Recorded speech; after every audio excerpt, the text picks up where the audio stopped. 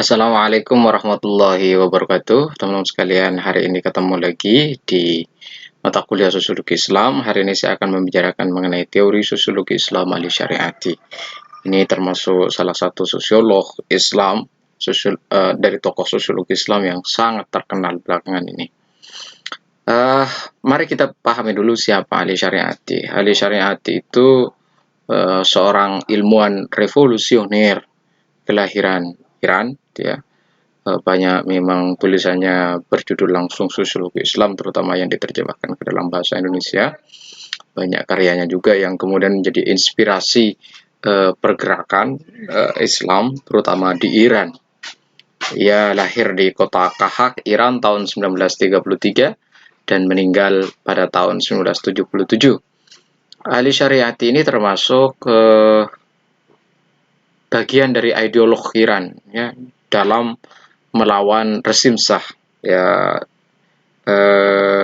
karena kemudian Ali Syariati melihat banyak ketimpangan, banyak sekali kezaliman yang dilakukan oleh negara pada waktu itu.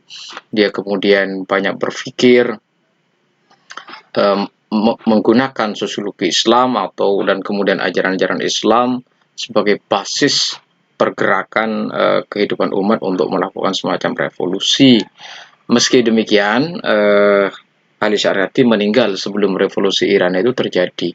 Kalau tidak keliru, banyak orang mempercayai Ali Syariati ini mati dibunuh oleh rezim pada waktu itu di luar negeri, ya. Karena itu dia tidak sempat menyaksikan revolusi Islam Iran itu terjadi. Karena revolusi Islam Iran terjadi pada tahun 1979, Ali Syariati meninggal 1977 dalam pembunuhan yang dilakukan oleh rezim pada waktu itu. Mari kita masuk ke dalam pikiran pokok Ali Syariati. Dasar-dasar pikirannya dulu, yang kalau kita memahami dasar pikiran ini, nanti kita akan mengerti hampir semua bangunan pikiran Ali Syariati itu. Yang pertama, dia memandang tauhid itu adalah pandangan hidup dalam pengertian seluruh alam adalah suatu kesatuan. Kalau kemudian ada klasifikasi di dalam konteks relasi kealaman itu nisbi, kata Lisati. Kenapa disebut nisbi? Karena itu hanya menurut keadaan manusia dan daya kognitifnya saja. Artinya gini, tauhid itu tidak semata-mata proses teologis, tapi tauhid itu adalah pandangan hidup. Pandangan hidup yang melihat segala sesuatu ini holistik. Jika kemudian terjadi segala sesuatu, terjadi pemetaan, klasifikasi, itu sifatnya nisbi karena itu hanya keterbatasan, karena itu terjadi karena keterbatasan kognisi manusia. Ya, sebenarnya tauhid itu adalah pandangan hidup yang melihat suatu kesatuan. Itu yang pertama. Yang kedua, Islam bagi ahli syariat itu dilihat sebagai ideologi yang memacu kemunculan kaum mujahid yang menjawab kebutuhan-kebutuhan serta masalah-masalah yang ada. Jadi Islam bagi ahli syariat itu adalah ideologi. Apa itu ideologi dalam pikiran ahli syariat? Nanti kita bahas di belakang, ya. Sebab dari Islam ini lahir tokoh-tokoh para revolusioner yang kemudian bisa mengubah masyarakat, bisa mengubah keadaan. Mengapa kemudian nanti Islam dijadikan sebagai ideologi? Karena dia kemudian melihat bahwa Al-Quran ini adalah sumber segala ide, sumber yang komprehensif, filosofis, dan sebagainya. Itu yang kedua. Yang ketiga, ahli syariat itu melihat manusia adalah makhluk yang bisa mengubah dirinya. Makhluk yang dari makhluk yang biasa, being, menjadi makhluk sempurna, menjadi becoming. Ya. Jadi itu asumsi dasar. Jadi manusia itu ya dia bergerak, dia bisa mengubah dirinya dari makhluk biasa being menjadi makhluk yang sempurna atau makhluk becoming. Tentu dengan banyak proses ya yang harus dialami. Oke, saya kira itu pikiran ahli syariati. Terus sekarang mari kita lihat manusia, ideologi, dan masyarakat. Nah, tadi dikatakan di pikiran dasar ahli syariati bahwa manusia itu bisa mengubah dari makhluk biasa menjadi makhluk sempurna, dari being menjadi becoming. Itu karena begini, itu karena ahli syariati itu melihat manusia itu dia tidak tidak pasif. Manusia itu bergerak. Karena manusia itu selalu mencari kesempurnaan, merindukan keabadian. Manusia dalam konteks ini manusia muslim ya, manusia baik manusia beragama itu uh, juga melakukan semacam pencarian-pencarian kesempurnaan, baik itu dalam konteks spiritualitas, intelektualitas, bahkan juga membayangkan keabadian dalam kehidupannya. Ya, dengan modal, apa modal dari manusia itu bergerak menjadi kesempurnaan, merindukan keabadian? Yaitu kesadaran diri, kehendak bebas dan kreatif. Enggak mungkin orang itu bisa bergerak, bisa dari being menjadi becoming tanpa manusia itu memiliki kesadaran diri, memiliki kehendak, memiliki kreativitas. Dan kreativitas, kehendak, dan kesadaran itu juga tidak akan pernah kita capai tanpa manusia itu bergerak, kira-kira gitu. Nah, dalam kebergerakan itu manusia memiliki ideologi. Sebab kebergerakan itu didorong oleh karena ideologi. Apa itu ideologi? Yaitu kesadaran manusia. Di mana letak Islam dalam konteks ini? Islam sebagai kesadaran manusia. Islam sebagai basis kesadaran manusia. Disitulah dikatakan bahwa Islam sebagai ideologi. Karena itu, yang membentuk masyarakat bagi ahli syariati, itu adalah ideologi, yaitu kesadaran itu sendiri. Jadi yang membentuk dan mengubah masyarakat itu adalah kesadaran diri tertentu seseorang manusia yang membentuk masyarakat. Ingat sekali lagi, yang dimaksud di sini oleh ahli syariati, itu bukan masyarakatnya, tapi kesadarannya. Ya. Jadi titik tekannya ahli syariat itu pada kesadarannya, bukan pada masyarakatnya. Yang ngubah masyarakat itu adalah kesadaran, bukan sebaliknya, kira-kira gitu ya. Karena itu di sini sebagai ideologi itu adalah kesadaran, dan kesadaran itu yang menggerakkan, yang mengubah masyarakat. Ya, oke. Kemudian mari kita lebih masuk agama sebagai ideologi atau Islam sebagai ideologi di dalam konteks ini. Agama adalah ideologi, yaitu kesadaran itu sendiri. Sebagaimana saya jelaskan tadi di awal ya. Bentuk-bentuk dalam agama adalah manifestasi dari kesadaran itu. Jadi ada bentuk ritual, ada bentuk organisasi keagamaan, ada bentuk tradisi, ada bentuk nilai, ada bentuk pergerakan dan sebagainya. Itu adalah manifestasi dari kesadaran itu sendiri, ya. Dalam konteks ini, agama sebagai ideologi itu dapat memunculkan seseorang yang bisa memiliki raushan fikir, bukan ilmuwan. Ini penting ini. Ya, ahli syariat itu terkenal dengan pikiran raushan fikirnya. Kalau agama sebagai ideologi, kalau Islam sebagai ideologi, Islam sebagai basis kesadaran, lalu Islam itu kemudian membentuk semacam manifestasi kehidupan. Maka dalam konteks ini Islam atau agama sebagai ideologi itu dapat memunculkan seseorang memiliki apa yang disebut dengan raushan fikir, bukan keilmuan. Kenapa ahli syariati membedakan ini? Karena bagi ahli syariati, ilmuwan itu hanya menemukan kenyataan-kenyataan yang bisa dijelaskan. Sedangkan raushan fikir itu menemukan kebenaran. Jadi orang-orang yang tercerahkan, raushan fikir itu artinya orang-orang yang tercerahkan. Bukan hanya menemukan kenyataan, bukan hanya menjelaskan realitas.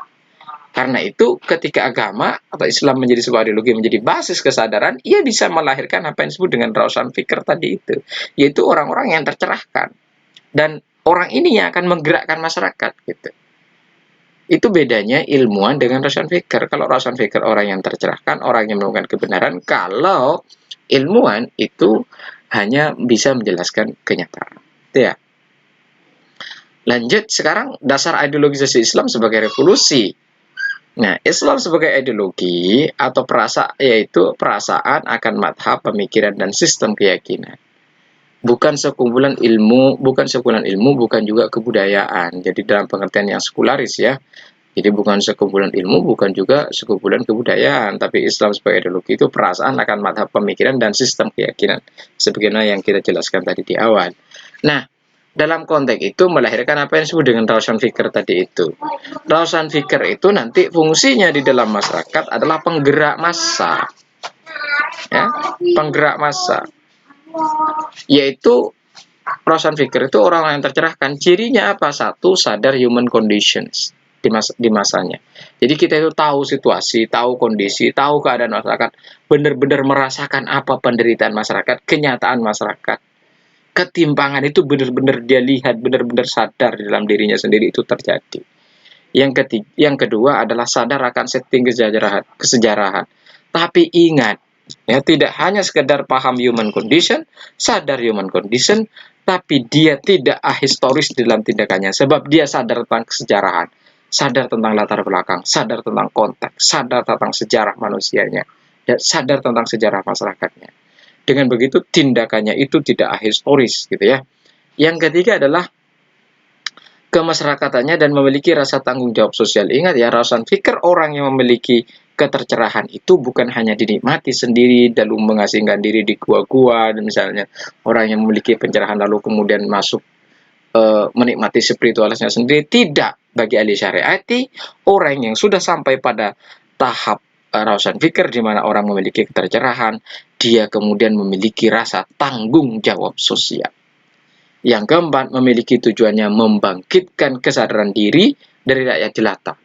Rawson Fikr itu selain sudah mencapai kesadaran dirinya, maka dia menjadi penggerak di mana dia mampu menyadarkan kesadaran masyarakat jelata atau masyarakat miskin, masyarakat yang tertindas. Sebab kenapa? Sebab karena kesadaran mereka yang akan menjadi kekuatan yang dinamis dan kreatif. Kesadaran masyarakat miskin, kesadaran kolektivitas masyarakat miskin adalah fondasi pergerakan itu sendiri. Ya, kira-kira. Oke, nah, kemudian pikiran-pikiran ahli syariat itu, ini cerdas ahli syariat itu, pikiran-pikiran ahli syariat ini, dia kontekskan di dalam cerita mitologis anaknya Nabi Adam, yaitu Habil dan Qabil. Ya. Ini karena di Iran itu masyarakat Islam, orang beragama Islam sedemikian rupa, bagaimana kemudian ahli syariat itu meletakkan imajinasi pikiran revolusionernya itu dalam konteks pembayangan kisah-kisah mitologis Islam yang dipercayai umat Islam. Nah, maka dia kemudian meletakkannya dalam apa yang disebut dengan Habil dan Qabil. Ya. Habil dan Qabil itu kita tahu itu adalah dua anak Nabi Adam, dua anak laki-lakinya Nabi Adam. Kemudian Nabi Adam ini punya dua anak lagi, yaitu Iklimah dan Labudah. Ya, nah kemudian dinikahkan secara silang. Qabil ini lahir berdua dengan Iklimah, sedangkan Habil lahir berdua dengan Labudah. Ya, Iklimah itu cantik, Labudah itu dalam tanda petik jelek, gitu ya. Lalu disilang, Habil menikah dengan Iklimah, ya, dengan orang yang cantik. Qabil itu menikah dengan Labudah, dianggap jelek karena disilang. Nah, Qabil ini tidak terima, gitu. Tidak terima. Lalu kemudian solusinya apa? Solusinya adalah Nabi Adam meminta dua-duanya berkurban kepada Allah. Siapa yang diterima nanti dinikahkan dengan sesuai dengan keinginannya, yaitu bisa Qabil dengan Iklimah, karena yang menantang ini Qabil, gitu ya. Lalu mereka berkurban. Nah, Habil ini kan pengembala, dia penuh kesadaran diri. Pengembalaan itu kesetaraan, lambang dari kesetaraan. Dia kemudian berkurban dari semua hasil pengembalaannya. Sedangkan Qabil itu seorang petani. Seorang petani itu dalam konteks ini dia sudah memiliki lahan, sudah terkapling-kapling. Lalu kemudian sudah penuh perhitungan. Ini penghasilan saya segini, lalu nanti yang dikurbankan segini. Sedangkan Qabil itu dia kurbankan semua. Ingat sekali lagi, yang dimaksud di dalam konteks ini adalah bukan kurbannya, tapi kesadarannya. Qabil dengan keikhlasan yang mendalam, dia berkurbankan semuanya tanpa ikatan. Dia kasih kepada Allah. Sedangkan Qabil itu mengorbankan semuanya tidak dengan kesadaran, tapi dengan perhitungan-perhitungan tertentu. Itu kira-kira. Lalu kemudian yang diterima kurbannya adalah Habil. Ya. Tetapi Qabil ini tidak terima, lalu dibunuhlah Habil itu. Ya, dibunuhlah Habil itu. Apa yang ingin dikatakan dalam konteks ini? Pengembalaan itu tidak butuh modal dan sifatnya sangat egaliter. Sedangkan pertanian itu butuh modal, bidang pertanian sudah ada, bidang-bidang pertanian sudah dikapling-kapling, proses bertani, memelihara, membeli pupuk hingga memanennya misalnya. Itu ya pembayangannya ya, ini imajinatifnya. Lalu Habil keadaannya bisa dibilang sosial. Habil itu keadaannya bisa dibilang sosial tinggi, tidak adanya pemetakan, kepunyaan bersama, namanya ladang itu kan kepunyaan bersama, orang boleh lah di situ silakan mengembala kira-kira gitu. Nah, sedangkan dalam pertanian itu tidak. Maka Qabil ini tidak terima kurban Kabil tidak diterima kurban Kabil karena ia tidak memberikan yang terbaik dan menyisakan untuk dirinya sendiri karena prosesnya pun tidak sederhana. Lalu kutub Qabil ini yang mulai adanya pemetakan, pembagian lahan, tanah, kepemilikan sendiri-sendiri, adanya persaingan-persaingan. Nah, dalam konteks ini kemudian Qabil diletakkan oleh Ali Asy'ari sebagai simbol penindas, sedangkan Qabil sebagai simbol tertindas. Gitu kira-kira. Maka yang tertindas ada yang menindas dalam konteks simbol Habil dan Qabil. Gitu. Nah, karena itu kelompok Habil adalah bagi Ali Syariati dikontekskan sebagai kelompok taklukan dan tertindas, rakyat yang sepanjang sejarah dibantai dan diperbudak oleh Qabil. Nanti ini dikontekskan ke masyarakat Iran di bawah rezim Shah oleh Ali Syariati. Panji-panji Qabil senantiasa dikibarkan oleh penguasa yang salim. Nah ini kan, sudah ada konteksnya itu. Jadi penguasa, rezim militer, atau bahkan era kapitalis perusahaan yang menindas, itu ya, itu adalah Qabil, kira-kira gitu. Nah, kemudian perjuangan Habil melawan Qabil itu yang paling penting sekarang adalah perjuangan Habil melawan Qabil itu adalah rakyat tertindas yang berjuang untuk keadilan, kemerdekaan, dan kepercayaan yang teguh. Ya, itu konteks pemikirannya. Lalu karena itu, revolusi itu menuju kemana? Revolusi itu menuju kemana? Menuju ke ummah. Mengapa ummah? Sebab ummah itu adalah bentuk ideal masyarakat. Umat adalah bentuk ideal. Syariati tidak mengindikasikan penisbatan kondisi ideal masyarakat tersebut dengan masyarakat sosialis, kapitalis, atau komunis. Syariati itu tidak mengatakan ini sosialis, ini kapitalis, ini komunis. Enggak, istilah-istilah itu disingkirkan oleh ahli syariati. Istilah yang tepat adalah umat. Ya. Jadi bukan sosialis, bukan kapitalis, bukan komunis, tapi umat. Bagi ahli syariati, umat adalah bentuk ideal masyarakat yang sangat berbeda dari bentuk masyarakat yang telah ada, seperti masyarakat atau society, bangsa, nation, rakyat, people, suku, atau tribe, dan bentuk komunitas-komunitas manusia lainnya. Jadi umat itu berbeda dong dengan society, berbeda dengan nation, berbeda dengan people atau rakyat, berbeda dengan suku. Ya umat, itu adalah bentuk ideal masyarakat. Nah, sekarang pertanyaannya, apa itu umat? Nah, di sini. Umat itu sesuai dengan akar maknanya. Umat berasal dari kata am yang mengandung arti jalan dan maksud. Dengan pengertian demikian, umat ialah suatu masyarakat yang terdiri dari sekelompok orang yang memiliki keyakinan dan tujuan yang sama, berhimpun secara harmonis untuk bergerak ke arah yang sama. Jadi umat itu memiliki satu kesatuan, mengelompok, memiliki visi dan keyakinan bersama, memiliki tujuan bersama, berhimpun secara kolektif dalam konteks yang harmoni, lalu bergerak ke arah yang sama. Itu umat. Makanya kemudian nanti pemimpinnya di dalam konteks Syiah disebut imamah, asal katanya dari am, umat, imamah. Ya, ini dalam konteks Syiah. Ahli syariat ini ya, gitu Pak. Maka pemimpinnya itu imamah, masyarakatnya itu umat. Kira-kira gitu ya. Yang itu bergerak bersama, harmonis. Nah, ini nanti terjadi dalam revolusi Islam Iran yang dipimpin oleh Ali Khomeini ya. Pandangan umat Ali Syariati ya, yang seperti ini manifestasi dari pandangannya akan tauhid, yaitu pandangan mistik filosofis yang memandang jagat raya sebagai organisme harmoni tanpa dikotomi. Jadi umat ini ya satu kesatuan, harmonis, bergerak ke arah yang sama. Dia holistik, itu manifestasi dari pandangan tauhid dia, yaitu pandangan mistis filosofis yang memandang jagat raya sebagai organisme harmoni tanpa dikotomi. Dengan umat, Islam telah menggariskan pertanggungjawaban intelektual serta gerak bersama sebagai landasan sosialnya. Ingat ya, dalam konteks Islam itu gerak bersama adalah landasan sosial dalam basis umat. Nah, umat dan kembalinya sistem Habil ini terakhir. Sistem Habil adalah masyarakat yang ditandai dengan persamaan manusia, persaudaraan tanpa batas kelas. Hal ini oleh Syariati dianggap berbeda dengan konsep sosialisme barat yang menjadikan masyarakat tanpa kelas sebagai tujuannya, sedangkan dalam umat, sekedar sebagai salah satu prinsip untuk mencapai tujuan. Umat itu adalah prinsip mencapai tujuan. Ya, bukan sebagai tujuan, tapi prinsip mencapai tujuan. Itu bedanya dengan sosialisme. Saya kira itu teman-teman sekalian, terima kasih. Semoga bermanfaat. Anda harus melakukan resume terhadap penjelasan saya ini. Terima kasih. Assalamualaikum warahmatullahi